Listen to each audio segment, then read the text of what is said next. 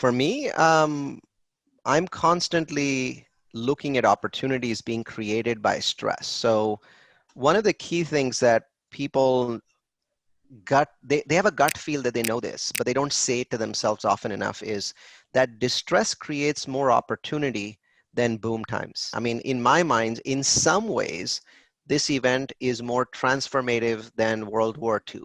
Not in all ways, but in some ways, because we have an economy where millions of CEOs had to learn how to work from home, right?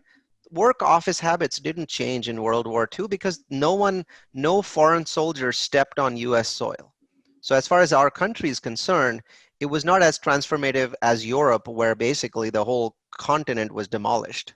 In the last 4 months, we have taught the most important people that drive our innovation and our businesses forward. These people are key to our future. All of them have been forced to learn how to run businesses from home. And that is an absolutely transformational change. There's no going back from that. And the impact of that is going to be much greater than the healthcare impact of COVID. And I don't want to minimize the healthcare impact of COVID. 130, 160,000 Americans are dead. So it's obviously a huge impact. What I'm trying to say is that if you compare a mountain to Everest, Everest is going to look better. The impact of COVID is much larger in the way that it did two things. Well, three, I should say.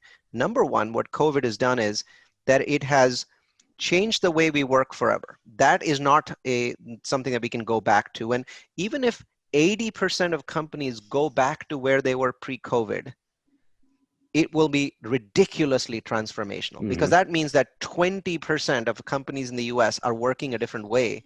And that changes things in a way that's so radical that we can't even begin to explain that to people, right? So that was the first impact that it had. The second impact, which is tied to the first one, is that there's going to be a portion of the US workforce that does not need to live in expensive cities anymore. They don't need to fight traffic. They don't need to live in these expensive places. They can go out and choose cities based on their interests.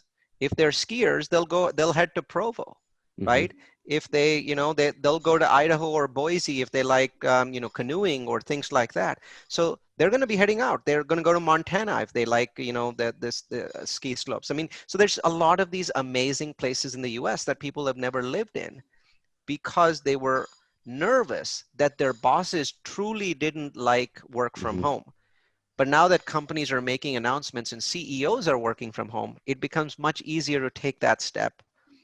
And that changes the way real estate is done in this country. When I'm in such a transformative time, I'm doing a lot. I mean, I am looking on the one side, creating funds to buy distressed hotels. On the other side, I'm buying industrial, because the third and final transformative effect of COVID was this. E-commerce grows 5 times the speed of the US economy. The US economy runs at 2% GDP growth. E-commerce runs at about 10%. So it's already 5x the US economy. It's the fastest vertical in the US economy. In the last 12 months, which included all these COVID months, e-commerce grew at 77%, while the US economy grew at 0. So what has just happened, Matt, is that 7 years of e-commerce growth has come in 4 months, right? And that is also something that we can't step back on. I had used DoorDash 3 times in the 2 years before COVID, all in 3 times when I was in a food desert somewhere checking out a property. Yeah. I don't think that changes, because now all of my favorite places I've got, DoorDash plugged in. So now it's just pick up iPad, click DoorDash, click repeat, done. It takes roughly 10 seconds to order food now. Yeah. Yep. Right? And I'm a technology guy, and I wasn't doing it before, right?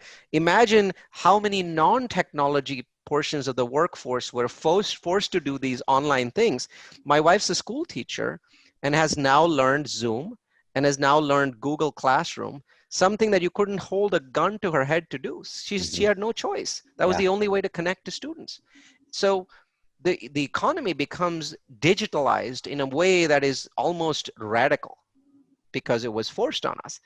And that third change means that we need more industrial and warehousing in this country, and we need a lot less retail.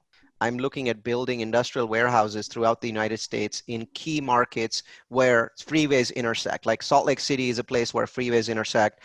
And then that whole North Carolina to Georgia, Atlanta area is where freeways intersect, because there's going to be just so much shipping, right? Yeah. So I've always ordered a truckload of stuff from Amazon. Mm-hmm. So I've always had trouble with, on Thursday morning when the trash guy comes in, my recycle bin is always, full.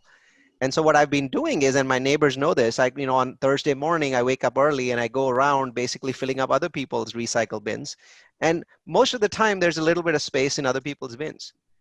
In the last 4 months, I haven't been able to put one box in other people's bins. Yeah. I've seen other people roaming around on Thursday mornings trying to find empty bins. Today is a great time because there's stress, there's distress, and most of that distress is ahead of us. I mean, very, very little distress has happened in real estate at this point. I can't even really point to something and say that's distressed. But there it isn't, because it takes time, right? Mm-hmm. So the next 12 months are filled with opportunity. Why wouldn't I take advantage of it? Whether you're interested in investing in, technology driven syndications, or you're interested in learning how to do what we do, because we teach boot camps about that, or you're interested in just taking our massive array of free courses, the best place to go to is multifamilyu.com. That's multifamily followed by the letter u.com. The other option is, if you want to listen to I've been on about 200 podcasts now, is just to type Neal, Neal Bawa, B-A-W-A, and hit enter on Google. I have the extreme fortune and extreme misfortune of being the only Neal Bawa on the World Wide Web. There's podcasts, there's conferences that I'm presenting at that have published their videos of the conference. And then all kinds of geeky articles from me. So watch out, Geek Alert.